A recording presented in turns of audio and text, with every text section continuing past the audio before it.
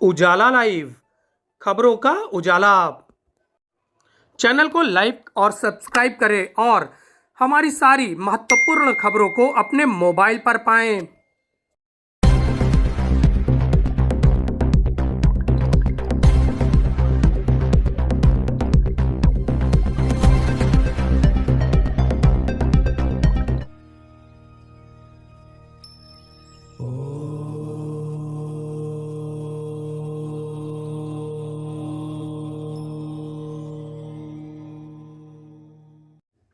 चातुर्मास में विष्णु भगवान के सोने के बाद मांगलिक कार्य बंद थे, लेकिन चातुर्मास के बाद भगवान विष्णु के जागृत होने पर जगह जगह पूजन पाठ घंटा घड़ियाल बजाकर किया गया। सनातन धर्मावलंबियों ने मनाया है उत्सव। संगम नगरी में डुबकी लगाकर दान पुण्य कर हरि पूजन और कीर्तन में लोग लगे रहे। संगम नगरी प्रयागराज में जगह जगह भगवान की शोभा यात्रा निकाली गई, बारात निकाली गई। मालवीय नगर, कीटगंज और इसके साथ शाहगंज से निकली बारात में धूमधाम से लोगों ने भगवान के विवाह का उत्सव मनाया।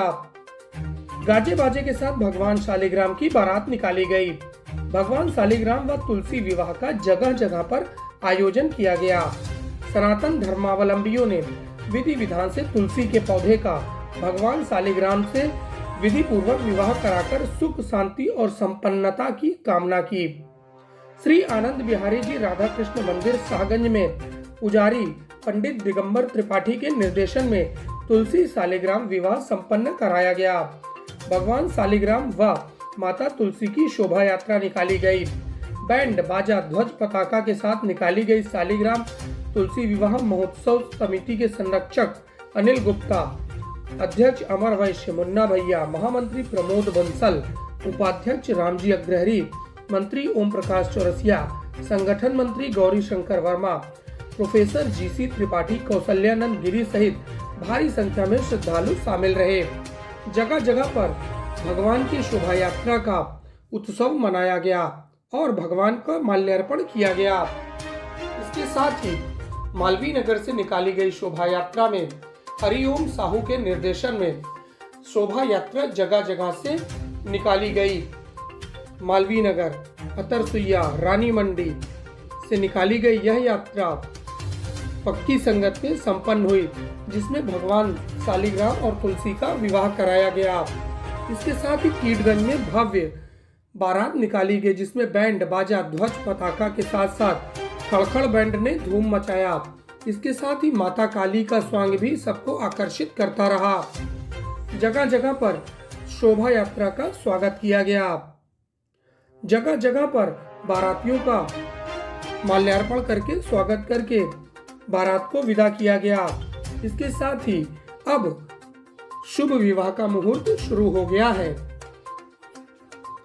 लेकिन ज्योतिषाचार्य आदित्य कीर्ति त्रिपाठी बताते हैं कि बारात का मुहूर्त तो शुरू हो गया है, लेकिन जो गणनाएं हैं, गणनाओं के हिसाब से 20 तारीख के बाद से शुभ लगन का मुहूर्त शुरू हो गया है होगा। जिस तरह से जातक अपनी अपनी राशियों के अनुसार तिथि को निकालेंगे, इस समय ज्योतिष के अनुसार से विवाह का अनुकूल समय नहीं निकला है। हालांकि भगवान जागृत हो गए हैं, मांगलिक कार्य हो सकते हैं, लेकिन विवाह में अड़चने पैदा हो सकती हैं। इसलिए ज्योतिषाचार्य आदित्य कीर्ति का कहना है कि बारातियों के लिए उचित मुहूर्त 20 तारीख के बाद से है।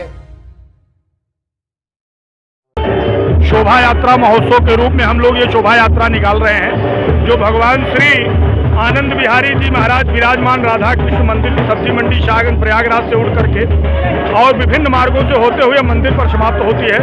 इसका मुख्य कारण ये है कि सनातन धर्म का प्रचार प्रसार जब से मंदिर की स्थापना हुई तब से यह 96 वर्षों से निरंतर लगातार यह शोभा यात्रा भगवान शालिग्राम तुलसी जी की निकाली जा रही है। और जैसे अपने संतान की लोग वैवाहिक संस्कार इत्यादि करते हैं, ठीक उसी प्रकार से हमारे पर बाबा फिर पिताजी फिर मैं दिगंबर प्रसाद त्रिपाठी पुस्तैनी पुजारी मंदिर का ये निरंतर प्रतिवर्ष कार्तिक शुक्ल पक्ष डिठवन एकादशी के दिन, देवोत्थान एकादशी भी कहते हैं, उसी दिन यह यात्रा निकाली जाती है। चूँकि आज ही के दिन भगवान शयन करके उठते हैं, इसलिए देवोत्थान एकादशी के दिन भगवान शालिग्राम एवं तुलसी जी का विवाहोत्सव के रूप में विवाह संस्कार कराया जाता है और रात्रि में भगवान का बड़े धूमधाम से विवाह होगा। दूसरे दिन तुलसी जी की विदाई होगी, भंडारा होगा, प्रसाद वितरण होगा और पूरे शहर के पूरे अन्य जनपदों से भी जितने श्रद्धालु भक्तजन हैं यहाँ आते हैं और पुण्य के भागीदार बनते हैं। आज 4 नवंबर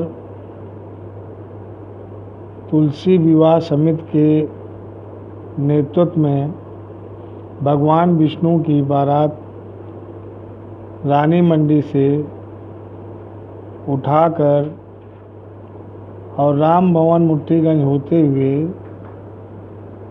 पुरानी संगत अहियापुर में बारात का समापन हुआ, जिसमें माता तुलसी और श्री भगवान विष्णु का विवाह का कार्यक्रम संपन्न होगा। आज कार्तिक शुक्ल पक्ष की एकादशी है, जिसे देव उठनी एकादशी कहते हैं। आज भगवान विष्णु का देवोत्थान होता है। भगवान विष्णु का देवोत्थान अर्थात चातुर्मास्य की समाप्ति।